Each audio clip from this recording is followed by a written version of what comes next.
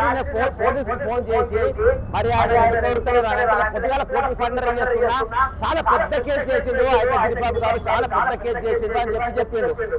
అయితే ఆ కేసు ఏంటంటే తెల్లారి తీసుకపోలే, పొద్దుగాల పోలీసు తీసుకపోలే, మధ్యాహ్నం తీసుకపోలే, ఎందుకు తీసుకపోలే, పొద్దుగాల తీసుకపోతే బెయిల్ అప్లై చేస్తారు. ఫస్ట్ బెయిల్ పోయినా కానీ సోమవారం బయటకు వస్తారు కాబట్టి బెయిల్ అప్లై చేస్తారు. రాత్రి దాకా తమాషా చేసిండు సిఐ, రాత్రి దాకా. ఎందుకంటే సిఐ చాలా సీరియస్ అంట, పొజిషన్ పేరు అత్తాపూర్ సిఐ చాలా మంచి పెద్ద చాలా సీరియస్ సిఐ అంట. మరి ఆయన ఎంత సీరియస్ ఆయన ఎంత సిన్సియరో చూస్తాము. ఏ ప్రెజర్ తో చేసిందో ఇప్పుడు విషయాలు తెలిసినాయి కదా అని తెలుసుకుంటే మనం చేస్తాము. ఈ రోజు దమ్ముంటేనే పోలీసులకు ఛాలెంజ్ చేస్తున్నా, మీకు దమ్ముంటే పొంగిరెడ్డి శ్రీనివాసరెడ్డి కొద్ది పని ఎఫ్ఐఆర్ అయింది కదా, దమ్ముంటే అరెస్ట్ చేయండి.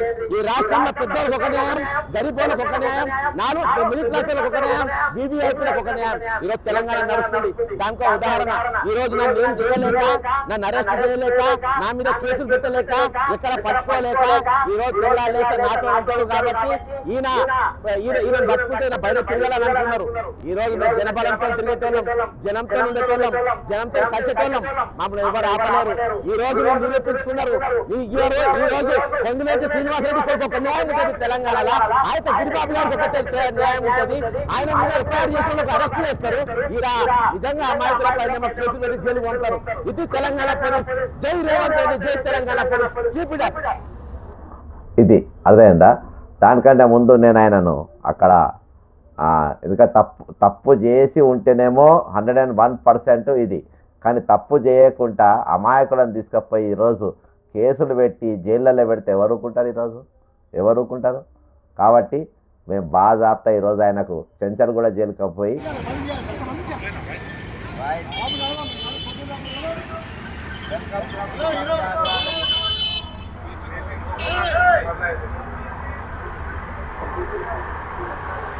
ఈ చెంచల్ కూడా జైలు దగ్గర. ఇక నేను ఇక సిఐ గారి కథ చెప్తా. ఇక ఈ సిఐ గారి కథ ఇప్పుడు మంచిగా చెప్తా. సిఐ గారు అత్తాపూర్ సిఐ, ఆయన పేరు నాగేశ్వరరావు. ఆయన మాదాపూర్లో ఉన్నప్పుడు సస్పెండ్ అయిందంట. మాదాపూర్లో ఉన్నప్పుడు సస్పెండ్ అయ్యిండు. ఆయన కొంతమంది దగ్గర ఇండ్లు కాల్ చేపిస్తే అది ఇది కూడా ఎక్కడే చేసిండు.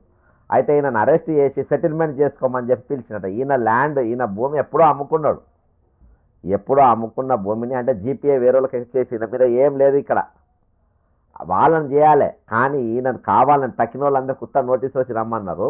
ఈయననేమో జైలుకు పోయేటట్టు 7-8 సెక్షన్లు పెట్టి 101% సిఐ సస్పెండ్ అవ్వడు ఖాయం. సిఐ ఎస్ఐ ఇద్దరు సస్పెండ్ అవుతారు. దీని మీద కేసు క్రిమినల్ కేసు వేస్తాము, ఇద్దరు నౌకర్లు పోతాయి. ఇక ఆపోజిషన్ అలా సీసీ కెమెరాలు దినమున ఇలా అరెస్ట్ అయిన అప్పుడు జరిగిన సీసీ కెమెరాలు మొత్తం బయట పెడితే మొత్తం బయటికి వస్తాయి.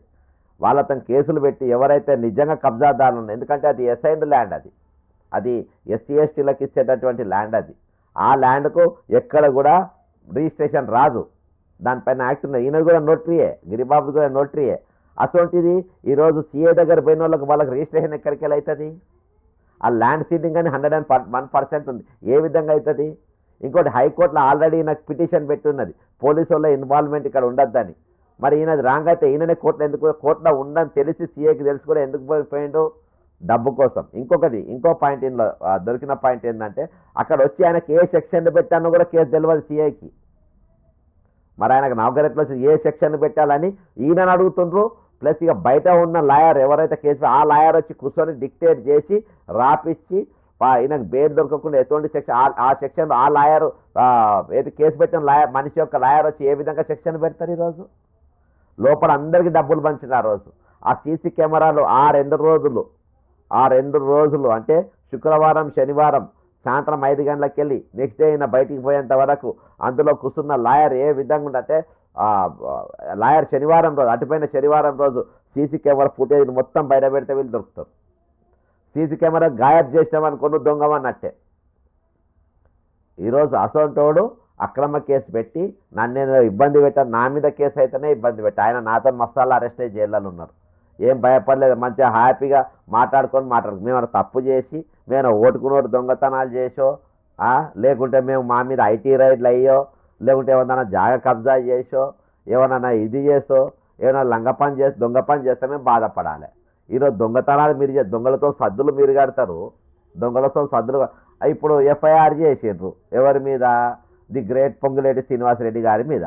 మరి అరెస్ట్ చేసిండ్రా పొంగులేటి శ్రీనివాసరెడ్డి కొడుకును? ఎఫ్ఐఆర్ చేసిన సిఐని తీసుకుపోయి పాపం ఆయన తీసుకుపోయి ట్రాన్స్ఫర్ చేసి అటాచ్ చేసారు ఏడ పోస్టింగ్లు దొరకద్దని. ఇక జిందగీలో ఎవరన్నా మంత్రుల కొడుకుల పైన కానీ మంత్రుల మీద ఎఫ్ఐఆర్లు చేస్తారా? వాళ్ళు కబ్జాలు చేస్తే అనవసరంగా మేము శంకర్గిరి మాన్యాలకు పోతాం అనవసరంగా అని చెప్పి పోయేసరి పరిస్థితి. ఈరోజు కొంతమంది సీఏలు ఎట్లా తయారైనంటే మేమేమో పోలీసులకు ఆరోగ్య భద్రత కదులుతలేదు, వాళ్ళకు ఇదవుతుంది, వాళ్ళకి ఇబ్బంది అవుతుంది. మొన్న పంజగుట్ట కాడ 2 నిమిషాలు నేను కార్ పార్కింగ్ చేసుకున్నా, అవతల సైడు బొకే తీసుకురమ్మని చెప్పి ఒక ఫంక్షన్కి పోతున్నామని. ఒక కానిస్టేబుల్ వచ్చిండు, టక్క ఫోటో తీసిండు. సరే ఫోటో తీసిండు, వస్తుండు, తీయమని మళ్ళీ గొడవ. చూస్తే 1000 రూపాయల ఫైన్ వేసిండు. 2 నిమిషాల కంటే ఎక్కువ ఆపలే. అదేందా అయినా కానీ మేము తెల్లారు లేస్తే ఆరోగ్య భద్రత వస్తలేదు వాళ్ళకు. పిఆర్సీ పోలీసు వాళ్ళు ఎలా కలిసిన వాళ్ళ బాధలన్నీ చెప్పుకుంటారు. మళ్ళీ రివర్స్ మాకే బొంగేస్తా అంటారు వీళ్ళు. అయితే అంటే నేను అందరిని తప్పని నేను చెప్తున్నా, కొంచెం అన్న ఆలోచన అనేది ఉండాలి. కొంచెమైనా మనుషుల లెక్క ఆలోచన చేయాలి. ఈరోజు రాక్షసుల లెక్క ఆలోచన చేయొద్దు. ఈరోజు మీకు ఆరోగ్య భద్రతకు అయితలేదు, మీకు పిఆర్సీలు వస్తలేవు, డిఏలు వస్తలేవు అని ఎవడు మాట్లాడుతుందా? రిటైర్మెంట్ అయినా ఇప్పుడు పోలీసు వాళ్ళ గురించి ఎవడు మాట్లాడుతుందా? ఎవడ సంగపోడు మాట్లాడుతుందా? ఎవడు టీజీ వాడు మాట్లాడుతుందా? టీఎన్జీ వాడు మాట్లాడుతుందా? మీరు కుర్చీలో కూర్చున్నప్పుడు ఓ స్టైల్ ఉంటారు, కుర్చీలో దిగినాక ఓ స్టైల్ ఉంటారు మీరు. కాబట్టి వాళ్ళ అమాయకుని 10 రోజులు జైల్లో పెట్టారు.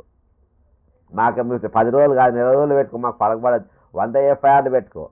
నా మీద రోజు తెలివాడుతున్నట్టు ఏం కేసులు పెట్టాలి? దాదాపు ఈరోజు 10,000 కోట్లకు జడ్సన్ ఎసరు పెట్టి రిటైర్మెంట్లో పైసలు ఇవ్వాల్సి వచ్చేటట్టు ఉన్నది అని చెప్పి రెగ్యులర్గా మీటింగ్లు అంట వీళ్ళ పైన. ఏ విధంగా ఈయన మీద కేసులు పెట్టాలి, ఏ విధంగా నేను ఇబ్బంది పెట్టాలి. నా బాజాబ్తా ఈరోజు కాంగ్రెస్లో ఉన్న మంత్రులు ఎమ్మెల్యేలు చెప్పే ముచ్చట, కొంచెం జాగ్రత్తగా ఉండాలి. ఎందుకంటే వాళ్ళ మీద అంత ప్రెజర్ ఉంది. ఈరోజు మంత్రులు ఎమ్మెల్యేలే మాట్లాడుతున్నాం, ఇది బ్రోకర్ గవర్నమెంట్ అయిపోయింది దాన్ని. ఈరోజు చాలామంది సింపతి ఉంది రిటైర్డ్ అయిన వాళ్ళ పైసలు వాళ్ళకి ఇవ్వాలని. కానీ ఈరోజు ఒక దొంగ ముఖ్యమంత్రి, దొంగ డిప్యూటీ చీఫ్ మినిస్టర్ ఈరోజు ఉన్నాడు, ఫైనాన్స్ చీఫ్ మినిస్టర్ అని.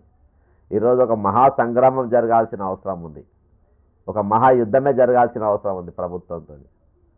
లేకుంటే ఈరోజు సగటు మనిషిని బతికించే పరిస్థితి లేరు. ఈరోజు ఈ రాష్ట్రంలో అమాయకులు సగటు మనుషులతో విరుచుకబడుతుంది ఈరోజు ప్రభుత్వం. ఫస్ట్ వాళ్ళపైన చిన్న కేసులున్న వాళ్ళనే టార్గెట్ చేస్తారు. ఈరోజు మోటార్ బైక్ల సగటు మనిషి 2 వీలర్ మీద పోతుంటే 2 వీలర్ ఫోటో తీస్తారు ట్రాఫిక్ పోలీసు వాళ్ళు. ఆ పైసలు ప్రభుత్వానికే పోతాయి. 90% of the challans is paid by middle class people. 90% ఈరోజు ఫోటోలు చాటుగా కూర్చొని ఫోటోలు తీసేది మధ్య తరగతి ప్రజల ఫోటోలే తీస్తున్నారు ట్రాఫిక్ పోలీసులు. వాళ్ళు బతకనిస్తలేరు. 40 గజాలు 50 గజాలు ఇల్లు కట్టుకొని ఉన్న దగ్గర దానిపైన లోన్లు ఉంటాయి, రిజిస్ట్రేషన్ డాక్యుమెంట్లు ఉన్నా హైడ్రా వచ్చి ఆ ఇల్లు కూడా కొడుతుంది. అక్కడ బతకనియరు సగటు మనిషిని. ఊళ్ళల్లో ఎకరమో 2 ఎకరాల భూమి పెట్టుకొని దాని మీద వ్యవసాయం చేసుకుని ఉంటే ఆ భూమి గుంజుకొని నేను ఇక్కడ ఫ్యాక్టరీ పెడతాను అక్కడ గుంజుకుంటారు. అక్కడ బతకనియరు సగటు మనిషిని. ఇవాళ పరీక్షల కోసం ప్రిపేర్ అయిదాం, ఏదన్నా నౌకరు తెచ్చుకుందాము అది అని అంటే పరీక్షలకు సరి అయిన పద్ధతిలో పెట్టకుండా నిరుద్యోగులతో అక్కడ ఆడుకుంటుంది, సగటు మనిషిని అక్కడ ఆడుకుంటుంది ప్రభుత్వం. సగటు జీవిని ఈరోజు చిన్న ఎఫ్ఐఆర్ల మీద వారికి ఏమన్నా 100 గజాలు 200 గజాల భూమి ఉంటే అది ఎదుటోతో చేతులు కలిపి ఆ భూమి గుంజుకునేటట్టుగా కొంతమంది రెవెన్యూ కానీ పోలీసులు కానీ వాళ్ళకి సపోర్ట్ చేసి ఈరోజు అమాయకులని గిరిబాబు లాంటి వాళ్ళని ఇబ్బంది పెట్టి జైల్లో పెట్టే పరిస్థితి అక్కడ సగటు మనుషులతోనే ఆడుకుంటా ఉంది. ఈరోజు ఎవరున్నారు? ఈరోజు ఎక్కడ మిగిలినాయి ప్రశ్నించే గొంతులు?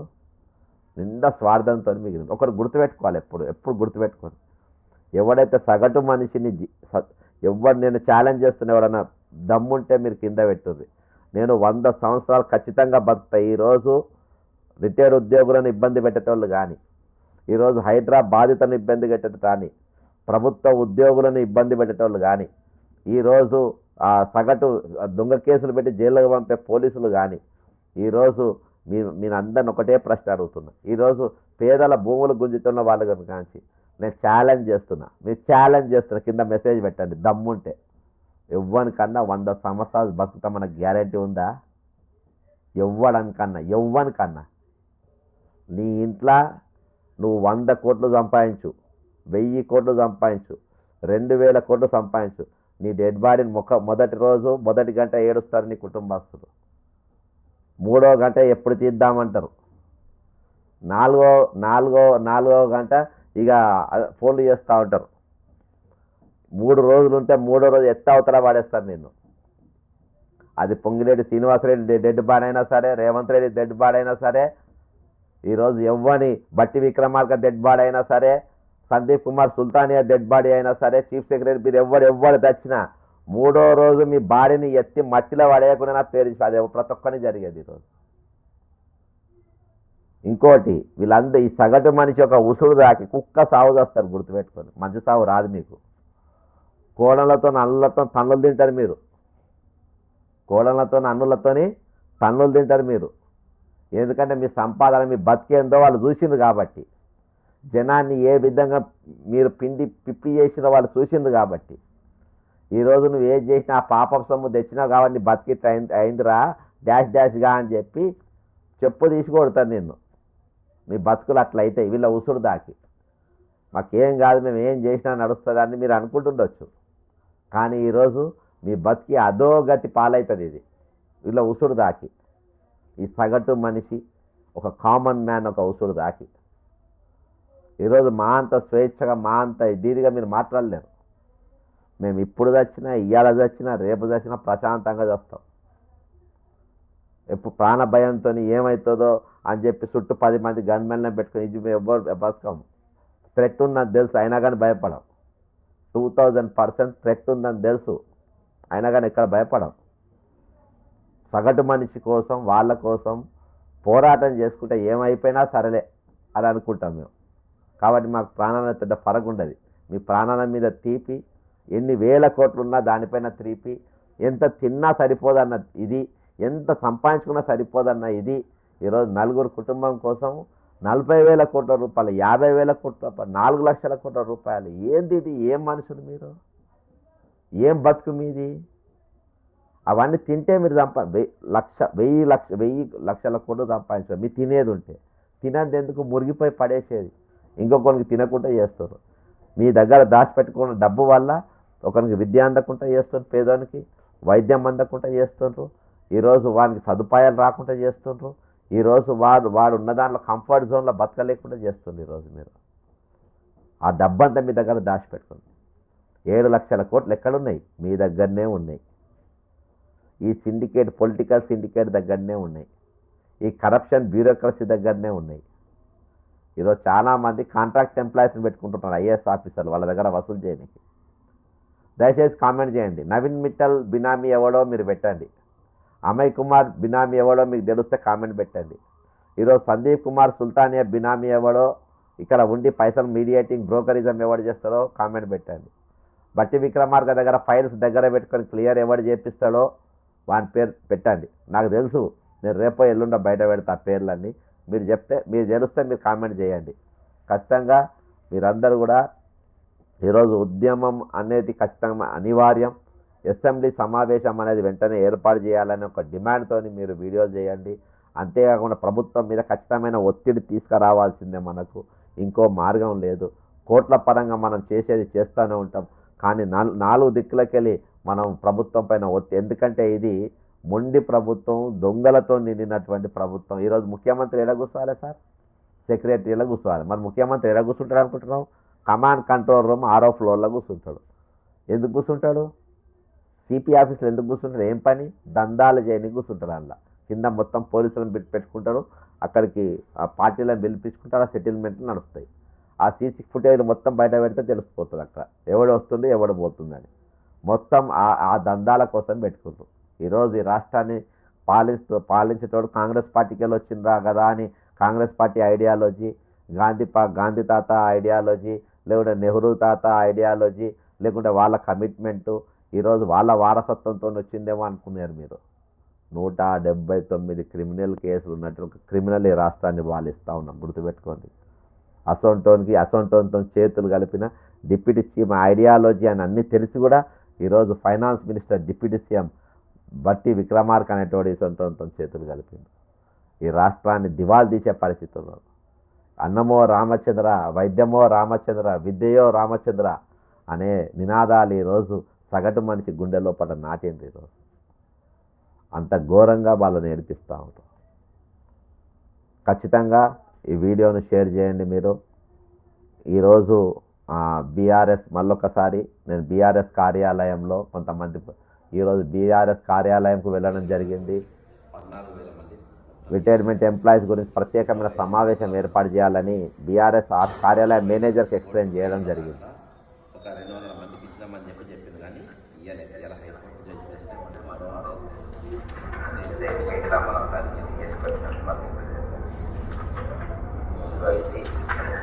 హైకోర్టు కాబట్టి ఇవన్నీ కూడా ఇవ్వడం జరిగింది. ఆయన కూడా కేటీఆర్ గారికి అందిస్తా అన్నాడు, మాట్లాడిస్తా అన్నాడు. ఖచ్చితంగా ఈ వీడియో నేను ట్విట్టర్లో పెడతా. మీరు కూడా కేటీఆర్కు, హరీష్ రావుకు వాళ్ళందరూ కూడా చేరేదాకా మీరు కూడా షేర్ చేయండి. ఖచ్చితంగా దీనిపైన కామెంట్ చేయండి. ఖచ్చితంగా ప్రతి పైసా వచ్చేదాకా మనం పోరాడదాం. ఉన్న ప్రతి సమస్య పైన మనకు గొంతులో శ్వాస ఉన్నంత వరకు మనం దాని మీద స్పందిస్తాం. జై తెలంగాణ, అమరవీరులకు జోహార్లు.